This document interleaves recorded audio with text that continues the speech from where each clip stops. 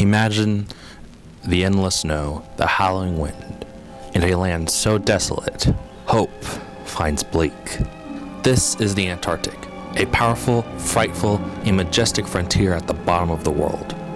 This is the environment of Scott of the Antarctic, a film that covers Robert Fountain Scott's Terra Nova expedition to the bottom of the world. Sir Robert Fountain Scott lived and died as he sought to explore this frozen frontier. It is a tragedy, but a tragedy explored in his film Scott of the Antarctic. And this is the feel and tone that Ralph Vaughan Williams will tackle for this film. By the time the film went to production, the expedition the film was based on was almost 40 years old now, and it was still viewed as a national memory of British heroism. Adaptations of this story, or the expedition, have tried and failed to impress British audiences, and a good chunk of which never even made it or ever got translated for an English audience. This is because a lot of artistic changes would be opposed by people like Robert Fountain Scott's wife, Kathleen, and other friends of the expedition members. And for Earling Studios, they found this as a huge problem that they needed to convince the public that this is going to be a film without any artistic changes, that they are going to stick faithfully to the material and produce a film that is respectful to its source material. To help with such, the directors and producers did their very best by borrowing relevant source materials such as The Worst Journey in the World, photos from the Terra Nova expedition, and other things. To help with authenticity, David James, who had worked in the Operation Terraband expedition in the Antarctic, was brought on to help the film as a technical advisor. Ralph Vaughan Williams was an acclaimed and prolific classical composer, known for his works such as Fantasia on a Theme and the Lark Ascending, and other various forms of music. Ralph Vaughan Williams was no stranger to scoring for film music, as he already scored 6 films. One such film is The 49th Parallel, in which, just like his other films, were propaganda films for Britain during World War II. This film was going to be produced by Ealing Studios, and because they've already worked with Ralph Vaughan Williams before, he was their first and only choice to do a film score.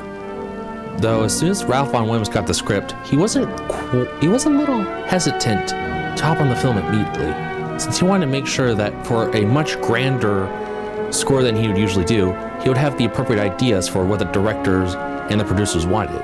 But after only one meeting, it was agreed that Ralph Vaughan Williams would do the score. However, because he had more involvement in it than, let's say, some of his previous more propaganda films, this production demanded more involvement and more cooperation than usual.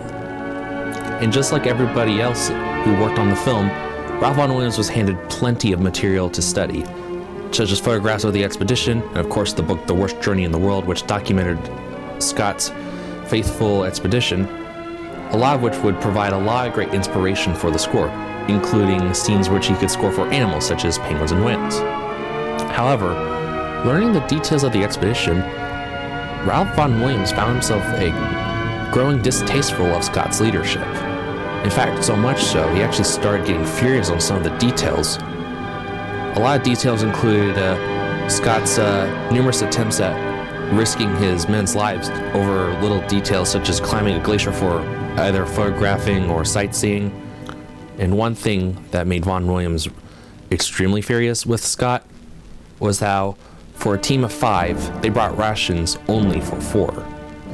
Because Britain still idealized Scott, Vaughan Williams had to write a heroic score because British audiences expected it. And this made scoring very hard for Vaughan Williams, and he had to find several ways around this, or he would fail the project. Before the film's production wrapped, Vaughan Williams had already completed several sketches, and his sketch for the heroism theme, the film's main theme, was complete. And because Scott did not appear to be such a heroic man to Vaughan Williams wrote a heroic theme that did not capture Scott's heroics, but the heroics of the whole expedition team, and the grueling hardships and perseverance he personified in this theme. The film's second most important theme is the Antarctic theme. a theme that conveys the desolate and howling landscape of it. It is most notably performed by a female operatic soprano voice to help convey the howling wind over a desolate Antarctica. To distract himself from his fury with Scott himself, Vaughan Williams managed to write cues for other elements of the films, and happily managed to write themes for the whales and penguins, and even the wives of some of our fellow expedition crewmen. Once the film opened in November of 1948, the film and score were widely praised for its evocations of the Antarctic ice cape and the struggles and perseverance of the men who did their best to conquer the Antarctic landscape. After the film was released, because Vaughan Williams loved his score so much, he decided to go ahead and create a symphony, and that included much of the left out themes from the film.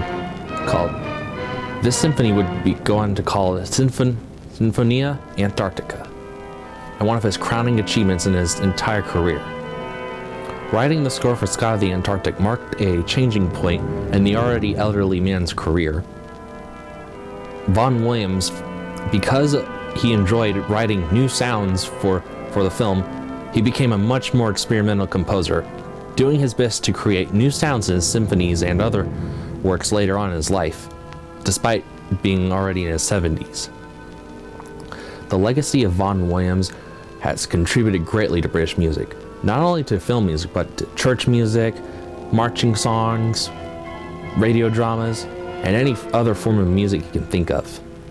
The influence of soundtracks like these especially influenced people like Bernard Herrmann, a famous composer known for Psycho, who said Ralph Vaughan Williams was one of his greatest inspirations, including Scott of the Antarctic. And this concludes another episode of Musicology with Rhett Maxwell. Thank you very much, and goodbye.